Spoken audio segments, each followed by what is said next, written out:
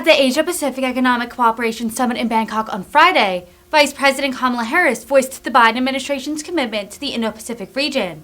With a focus on economics and trade, the Vice President sounded the administration line that the U.S. is committed to building, enhancing, and reinforcing relationships with nations such as Thailand, Japan, and South Korea. The speech occurred as North Korea fired a missile 200 kilometers off of Japan's shores, which prompted Harris to convene an emergency meeting. With rising threats from China and North Korea, the U.S. has taken a poster of friendship and mutual cooperation with the Indo-Pacific nations it feels stands to mutually benefit from a heightened alliance. Are in recognition of the critical importance of Southeast Asia and the broader Indo-Pacific to America's security and prosperity. Throughout these visits, I have made clear the United States is a proud Pacific power, and we have a vital interest in promoting a region that is open, interconnected, prosperous, secure, and resilient. In the nearly 2 years since President Joe Biden and I took office, we have strengthened our alliances and partnerships throughout the Indo-Pacific. We have reinforced our defense and deterrence commitments, as well as our security presence. A long-standing security presence that has enabled the region to develop and prosper for more than 70 years. The Biden-Harris administration has also joined with allies and partners to uphold international rules and norms. And importantly, our administration has made significant progress on an ambitious and affirmative economic agenda for the region, one that has already delivered results for individuals, for communities, and for entire economies. Our message is clear. The United States has an enduring economic commitment to the Indo-Pacific, one that is measured not in years, but in decades and generations. And there is no better economic partner for this region than the United States of America. The Biden-Harris administration has proved this again and again through our actions, our investments, and the principles that we stand for each and every day. Under our administration, the United States is more engaged with the Indo-Pacific than we have ever been as a nation. We have infused new energy and leadership into our unrivaled network of global alliances and partnerships. Under President Biden, we have seen an unprecedented expansion of ties between the United States and ASEAN. Hundreds of millions of dollars in assistance and new initiatives across 3 leader summits, including last week in Cambodia. In the Pacific Islands, we have committed to provide nearly $1 billion in assistance.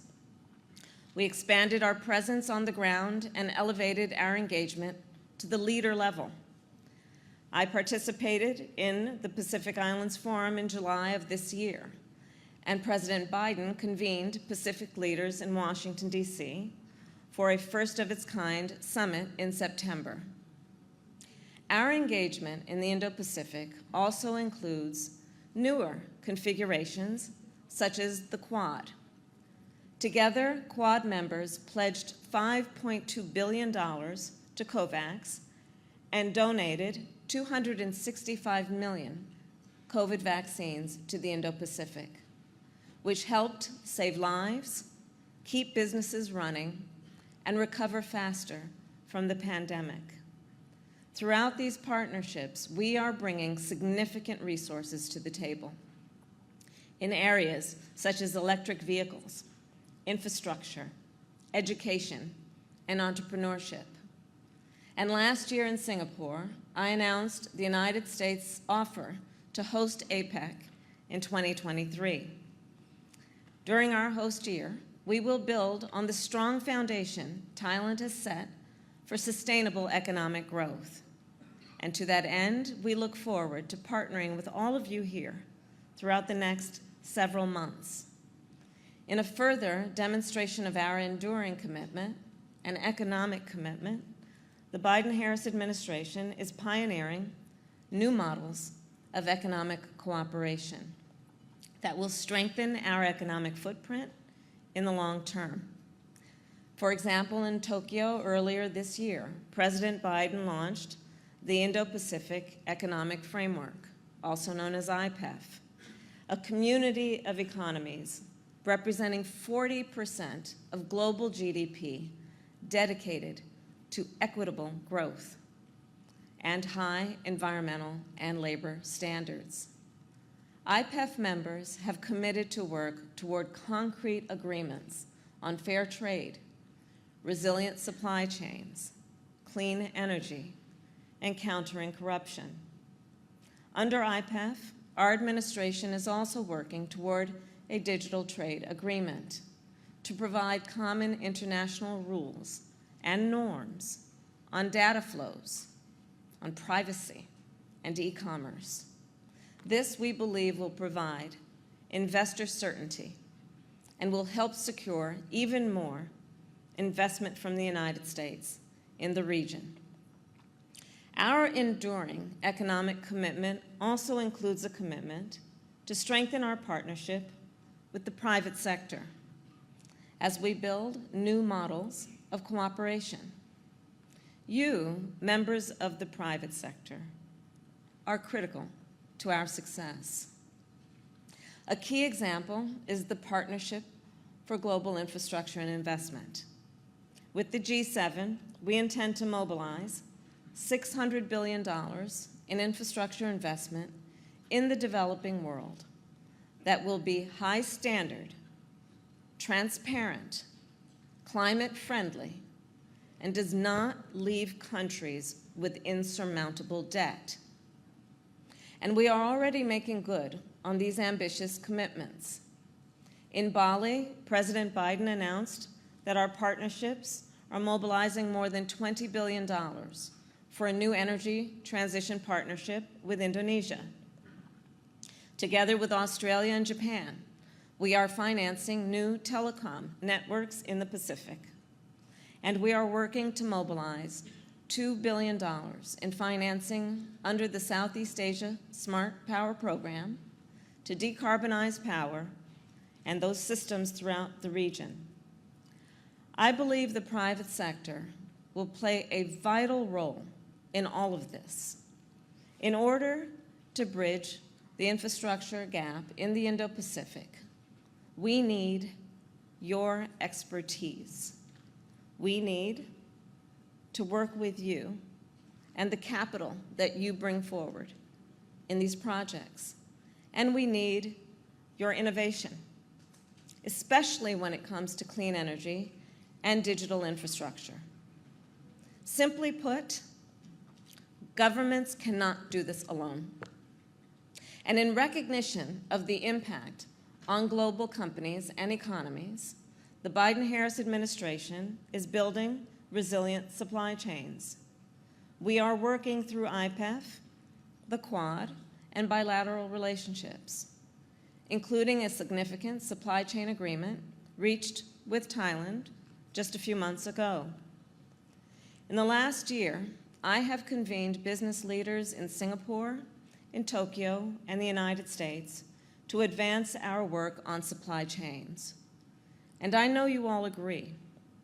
The public and private sectors must work hand in hand on this together. And the impact is clear. In collaboration with businesses, our administration is leading work across the region to develop early warning systems and diversify suppliers as a strong partner to the economies and companies of the Indo-Pacific. America's approach to these relationships is based on collaboration, sustainability, transparency, and fairness. Through all of our efforts, we will continue to uphold and to strengthen international economic rules and norms that protect a free market and create predictability and stability, which of course is essential to protect companies from arbitrary interference, protect nations from economic coercion, and protect workers' rights. In addition, we stand against market distortions and unfair competitive advantages, and we prioritize inclusivity.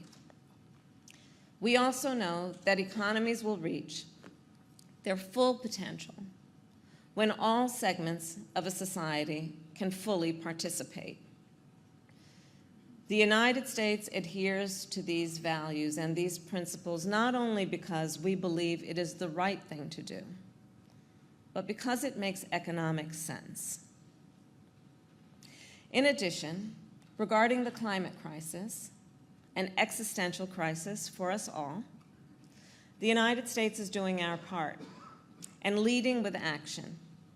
Our administration recently made the largest climate investment in our history through the Inflation Reduction Act. More than $370 billion to invest in electric vehicles, battery supply chains, and solar, wind, and hydrogen power. This puts the United States on a direct path to reduce our emissions by at least 50% by 2030 and net zero by 2050. We have committed to increase climate finance to more than $11 billion annually and are investing billions of dollars to help communities adapt to a warming planet. Globally, as we act to avert this threat and protect our planet, we will also drive economic growth. As we accelerate the transition to clean energy, we will create new jobs, spur innovation, and unlock new industries. So let me be clear on another point. America is a strong partner to the economies and the companies of this region because America is and will remain a major engine of global growth, reinforced by our administration's approach, which has been record job creation, a revitalized manufacturing sector, a booming clean energy sector, resilient consumer spending, and unprecedented small business creation.